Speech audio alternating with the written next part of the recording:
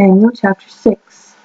It seemed good to Darius to appoint 120 satraps over the whole kingdom.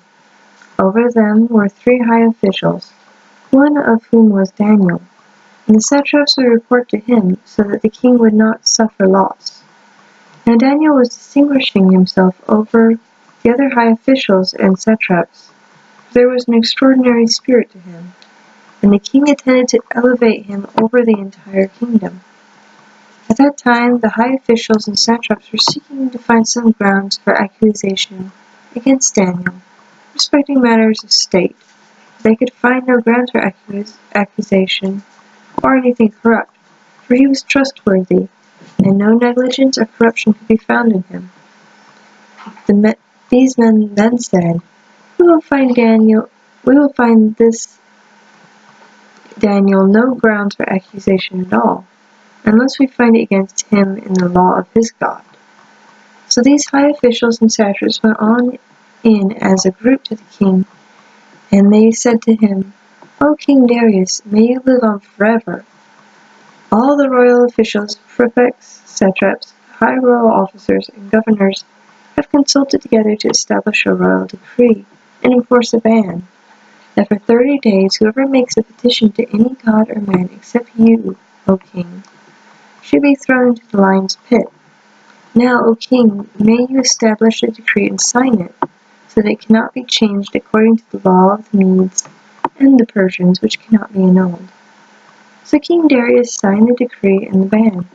But as soon as Daniel knew that the decree had been signed, he went to his house, which had the windows of his roof chamber open towards Jerusalem, and 3 times a day he got down on his knees and prayed and offered praise before his God, as he had regularly done prior to this. At that time, those men burst in and found Daniel petitioning and pleading for favor before his God. So they approached him. The king reminded him about the royal ban.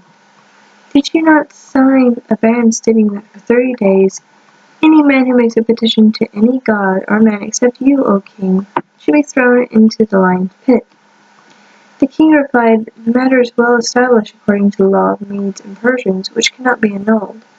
They immediately said to the king, Daniel, who is one of the exiles of Judah, has paid no regard to you, O king, nor the ban that you signed, but 3 times a day he is praying.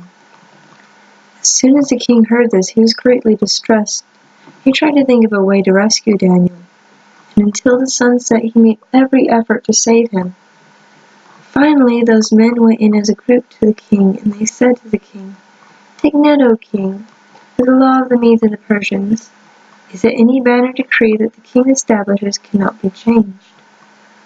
So the king gave the order, and they brought Daniel and threw him into the pit of lions.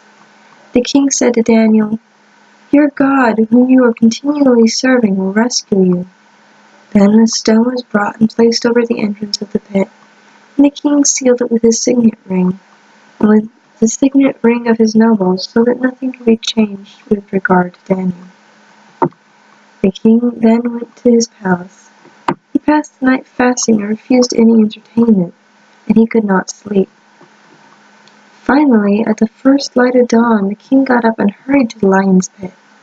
As he got near the pit, he called out to Daniel with a sad voice.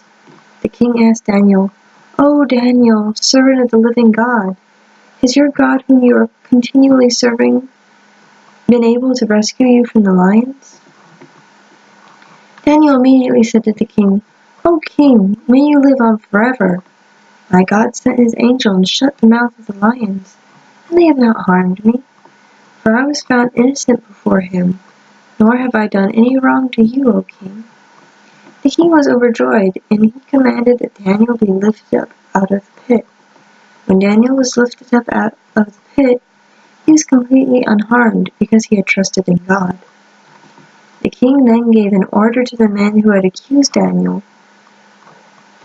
were brought in, and they were thrown into the lion's pit along with their sons and their wives. And they had not reached the bottom of the pit before the lions overpowered them and crushed all their bones.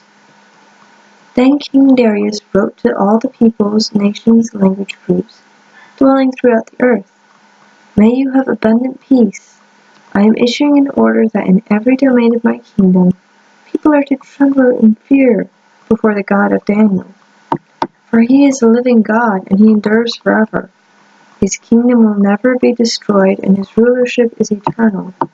He rescues slaves and performs signs and wonders in the heavens and on earth. For he rescued Daniel from the paw of the lions. So this Daniel prospered in the kingdom of Darius and in the kingdom of Cyrus the Persian.